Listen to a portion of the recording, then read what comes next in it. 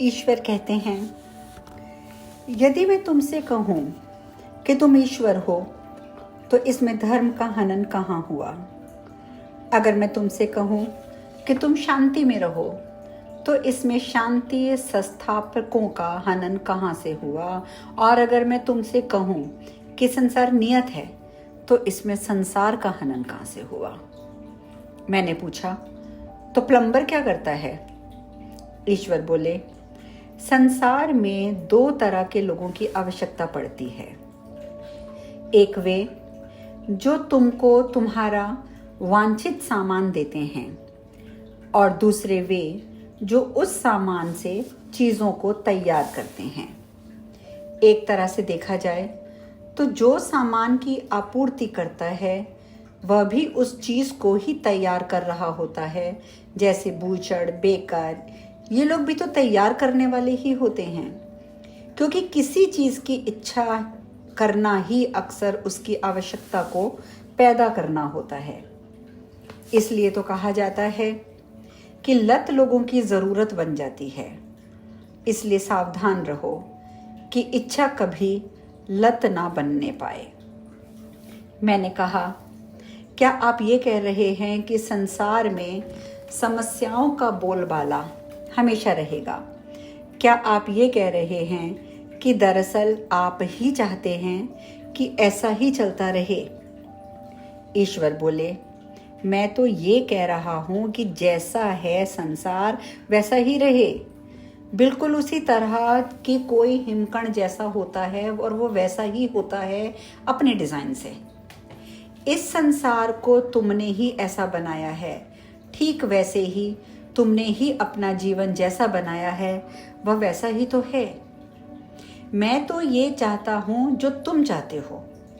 जिस दिन तुम लोग भूख को खत्म कर देना चाहोगे फिर कोई भूखा नहीं रहेगा। मैंने तुम्हें ये तमाम संसाधन दिए हैं जिनसे तुम ऐसा कर सकते हो। ऐसा करने के मैंने तुम्हें सभी साधन दिए हैं, तब भी तुमने कुछ नहीं किया। ऐसा नहीं किया जो तुम कर नहीं सकते। यह संसार पूरे संसार की भूख मिटा सकता है, लेकिन तुम लोगों ने कभी ऐसा चाहा ही नहीं। तुम दावा करते हो कि अनेक कारण हैं जिनके चलते लगभग 40,000 लोग रोजाना भूख से मर जाते हैं। ये कारण कोई औचित्यपूर्ण कारण नहीं है। हालांकि तुम कहते हो कि हर रोज 40,000 लोगों को भूखों मर जाने से रोकने के लिए तुम कुछ नहीं कर सकते, फिर भी हर रोज तुम्हारी इस दुनिया में 50,000 नए मुंह आ जाते हैं और तुम इसे प्रेम कहते हो। इसे तुम ईश्वर की योजना कहते हो। यह एक ऐसी योजना है जो तर्क व औचित्य से परे है, जिसमें करुणा तो नाम मात्र को भी नहीं है। मैं तुम्हें कठोर शब्दों में बता रहा हूँ कि जिस रूप में ये दुनिया मौजूद है उस रूप में ये इसलिए मौजूद है क्योंकि तुम लोगों ने ही उसे ऐसा चुना है। जानते बूझते तुम ही अपने पर्यावरण को बर्बाद करते जा रहे हो और फिर होने वाली तथाकथित प्राकृतिक आपदाओं को तुम ईश्वर की क्रूर प्रताड़ना या प्रकृति का कोप कह देते हो। प्रताड़ना तो तुम खुद को दे रहे हो और इस बारे में तुम्हारा ही तौर तरीका है जो कि क्रूर है। प्रकृति से अधिक सौम्य कुछ नहीं है, कुछ भी नहीं। और प्रकृति के प्रति सबसे अधिक कोई क्रूर है तो वह मनुष्य ही है, कोई और नहीं। लेकिन फिर भी इसमें अपना हाथ होने की बात को तुम दरकिनार कर देते हो।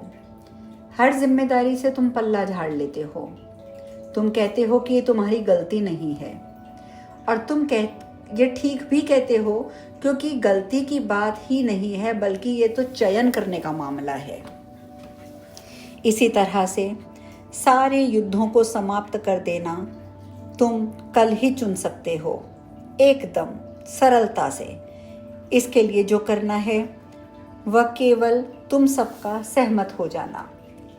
लेकिन अगर किसी बात पर तुम सब सहमत नहीं होते हो, जैसे सीधी सी बुनियादी बात पर कि एक दूसरे को मारना काटना बंद कर दिया जाए, तो फिर मुट्ठी भींच कर तुम ऊपर वाले से ये प्रार्थना कैसे कर सकते हो कि वह तुम्हारा जीवन सुव्यवस्थित कर दे। जो काम तुम अपने लिए स्वयं नहीं करोगे वह काम मैं तुम्हारे लिए बिल्कुल नहीं करूँगा। ये विधि का विधान है और यही ईश्वरीय संदेश भी है। यह संसार आज जिस दशा में है, यह इस दशा में यह तुम्हारे ही कारण है, और जो कुछ करने का या ना करने का चयन तुमने किया है उस कारण से है। निर्णय ना लेना भी तो एक निर्णय ही होता है ना। यह धरती आज जिस हाल में है उस हाल में ये तुम्हारे ही कारण है, और उस चयन के कारण जो तुमने किए हैं या तुमने नहीं किए हैं। तुम्हारा अपना जीवन जैसा है वह ऐसा तुम्हारे ही कारण है, और उस चयन के कारण है जो तुमने किए हैं या नहीं किए हैं।